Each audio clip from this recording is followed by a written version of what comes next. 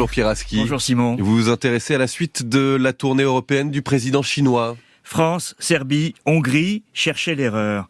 C'est peu dire que Paris n'a guère apprécié d'être placé dans le même sac que la Serbie et la Hongrie, deux alliés de la Russie et clients de la Chine, dans l'itinéraire de ce premier déplacement post-Covid en Europe du numéro 1 chinois Xi Jinping.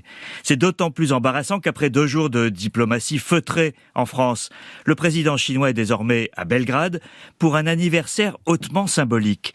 Il y a 25 ans, le 7 mai 1999, en pleine guerre du Kosovo et intervention de l'OTAN, 5 bombes larguées par des avions américains touchaient l'ambassade chinoise à Belgrade.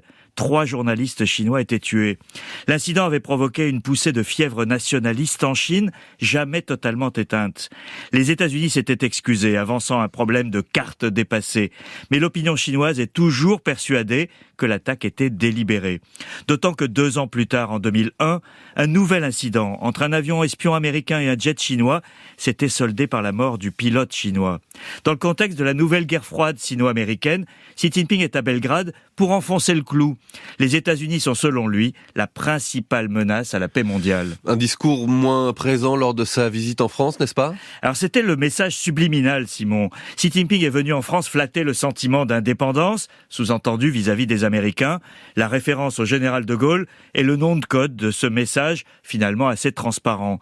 Mais la logique de Xi Jinping se heurte en permanence à une réalité, son soutien à la Russie de Poutine, la couverture qu'il donne au président russe pour son invasion de l'Ukraine. Vu d'Europe, ce soutien brouille le message chinois, car les Européens vivent la guerre en Ukraine comme une menace existentielle, ce que Pékin a du mal à comprendre.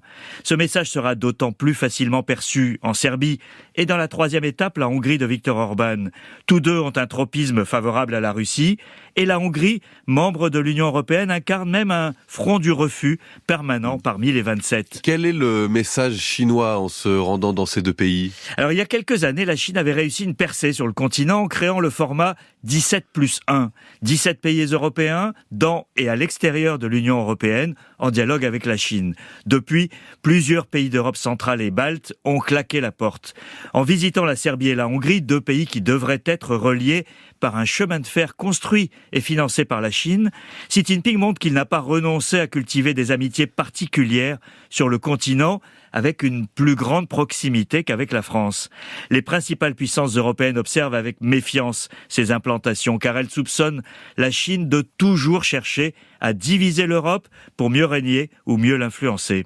La méfiance est de mise car on ne peut pas proclamer une amitié sans limite avec Vladimir Poutine sans inquiéter une Europe qui se sent menacée par lui.